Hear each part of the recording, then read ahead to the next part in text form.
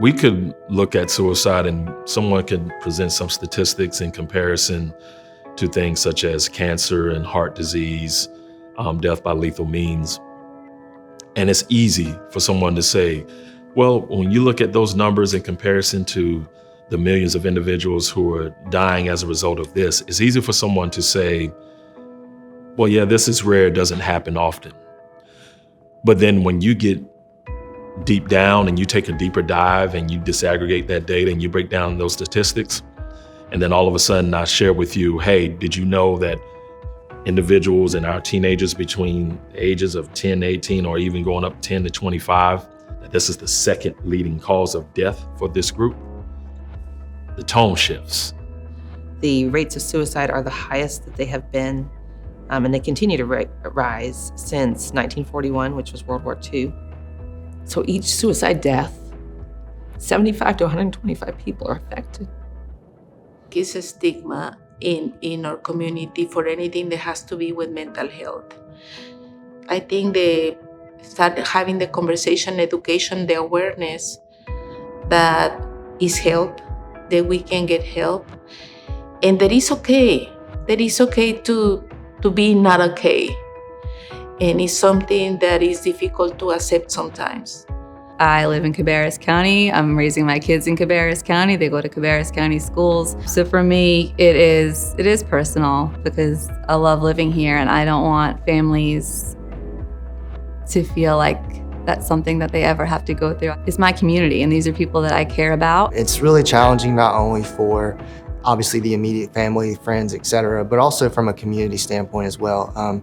These things have an impact on not only a school, but a community at large. Having these conversations, starting these dialogues, being proactive about the suicide prevention instead of reactive, I think is what I've learned the most. And I definitely think that it all starts with the communication piece. The dialogue, whether it be the student with the counselor, the student with their parents, etc., but giving them a space to talk about how they're feeling without judgment. The non-judgmental piece is really important, I think, because when students or kids come to you with their struggles, sometimes those things get dismissed because we look at it as normal developmental things.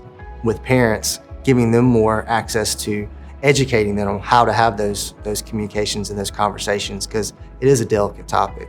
I think we need to encourage people to be more honest about how they're feeling in the moment, because if we only see everybody happy and we're home sad, we think something is wrong with us. And every single human on this planet experiences sadness at some point or another. We have to normalize being able to talk about and share when we're struggling. I was ready to die. Like, I actively started having thoughts of just not being on this earth anymore, and just that I'm not worthy enough. So I was having active suicidal thoughts, thinking, what if I just died right now? What if I just wasn't here anymore? Since people want to judge me so much, maybe if I just wasn't here, then the judgment wouldn't reach me anymore. And I knew that was an issue, so I started seeking therapy. It has been a blessing. Without it, I don't know where I would be in this day. It's restored me back to who I am. In early 2019, my youngest of 3 children went into psychosis. He was diagnosed with a mental health condition. 2 years after that, he relapsed, and about a month after he was discharged from the hospital, we lost my middle son to suicide on May 3rd, 2021, which was 6 days before his 27th birthday, which also fell on Mother's Day that year. So suicide is near and dear to my heart. Suicide prevention. When I was 18 years old and a freshman in college, hundreds of miles away from home, I had a mental health crisis, and I remember seeing a phone number, and I called the number, and they walked me through different set of questions, asked me what was going on. And there was one question that said, have you felt like ending your life or harming yourself in any way in the last 72 hours? And when I answered yes, that answer started a chain of events. Fast forward 32 years, my own daughter was having a mental health crisis. I knew that she was struggling, and she said, "Mommy, I don't think I'm gonna make it to my 25th birthday." And I remember just sticking really close to her. Less than a week after that conversation, my daughter attempted to end her life. We rushed to the emergency room, and she just kept saying, "Mommy, just let me go, just let me go." And I just told her, "You're not dying today."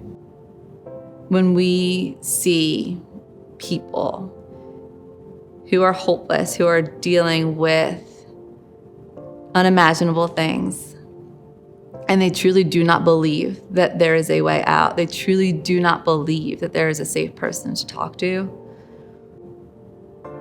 we are not doing our part as a community to prevent tragic suicides from happening. We've got to let folks know that there is always someone who can help. I'm so proud that I'm part of the QPR team, because it's important to Q, question, haga la pregunta. The P, that is persuade, persuada a la persona. And R, which means resources, busque ayuda, busque por recursos que puedan ayudar. But now that as men and as leaders, as fathers, uncles, godfathers, father figures, we're now more comfortable, we're now encouraged, we're now empowered to say, no, you know what, it is okay to show those emotions. If you want to cry, cry, I have your back. And, you think about it now, we would have never thought we'd be able to see the day where men, athletes, actors, politicians, leaders, and community advocates in this space who are willing to share those journeys, right? To share those emotions, to share those feelings, to share the things that they're experiencing in their families and how they found help and how they found resources. And these are the things that they got from that. And people are posting every day where they've lost their 10-year-old, their 12-year-old, their 14-year-old. I mean, it's happening more than we realize. At NC State, they had 18 suicide deaths in 1 year. And there's so much that we can do to help prevent suicide. Starting with reducing stigma. And stigma is strong. Stigma has a lot to do with, the barriers to people getting the help that they need. The tragedy that struck our family. We don't ever think that it's going to happen to us. His girlfriend, she almost couldn't function. She had to see counselors. She couldn't go to work. She couldn't leave her house. It was traumatizing for her. His friends, it's just,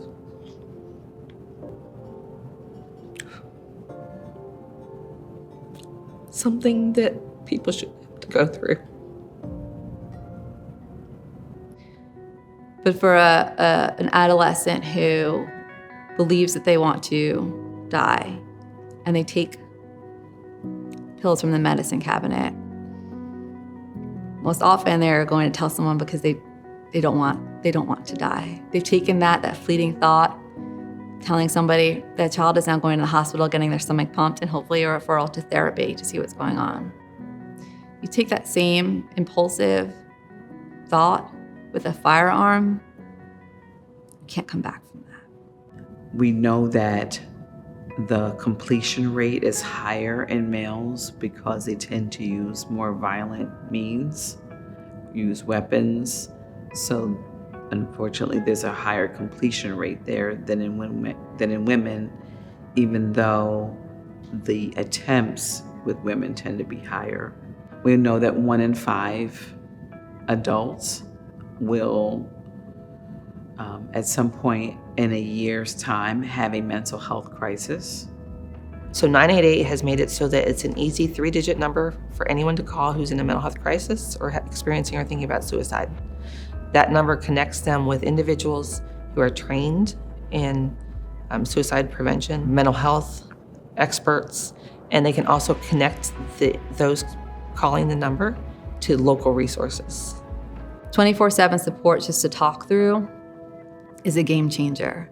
You don't have to wait for an office to open at 9 a.m. If you are feeling alone, you're feeling depressed, you are feeling just sad and like you don't have someone to talk to, there is somebody who genuinely wants to hear from you and listen and just talk through whatever it is that you need. And you don't have to be thinking about suicide to make that call. You can just feel like you're not yourself and that you need someone to have a conversation with. We want our community, our Cabarrus community, to know that we see you, we're with you, you matter. We want you to know that there are resources out there, that you're not alone, no matter your age. If you're a teenager, talk to an adult, find someone that you trust. Talk to a friend, ask a friend to go with you. If you are experiencing social isolation due to struggling mental health, we have programs to help you. We have our Compare program. If you don't reach out to MHA, reach out to the warm line 988. Just reach out. You're never alone. Even when you feel like you are never alone.